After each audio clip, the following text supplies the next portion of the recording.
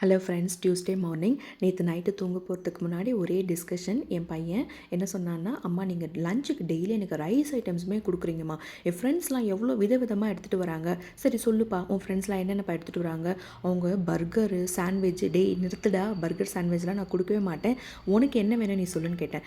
அவன் வந்து அம்மா எனக்கு சப்பாத்தியும் ஜாம் ரோலும் கொடுங்கன்னா, அது நான் கொடுத்துருக்கேன் அவங்ககிட்ட, பட் நான் ரொம்ப ரெகுலராக கொடுக்க மாட்டேன். சரி ஃப்ரிட்ஜில் பார்த்தா ஜாம் இல்லை, சரி காலையில் பக்கத்தில் கடைக்கு போயிட்டு ஜாம் ஐட்டம் வாங்கிட்டு வந்துடலாம், அது இல்லாமல் தயிரும் வாங்க வேண்டியதாக இருந்தது. சரி போனேன். இன்றைக்கி மார்னிங் செம்ம குளிருங்க. ஐயோ எப்படி இருக்குது பாருங்கள் கிளைமேட்டு, சரியான குளிர். சரி அவன் கேட்ட மாதிரி இன்றைக்கி சப்பாத்தியும் ஜாம் ரோலும் ப்ரிப்பேர் பண்ணிடலான்னு சொல்லிட்டு சைட் பை சைட் ப்ரிப்பேர் பண்ணிவிட்டேன். நான் அப்படியும் கேட்டேன், டேய் சப்பாத்திக்கு உனக்கு வெஜ் கறி பண்ணி தரேன்டான்னு. இல்லைம்மா வேண்டாம்மா, இன்னைக்கு ஒரு நாள் கொடுங்கம்மாண்ணா.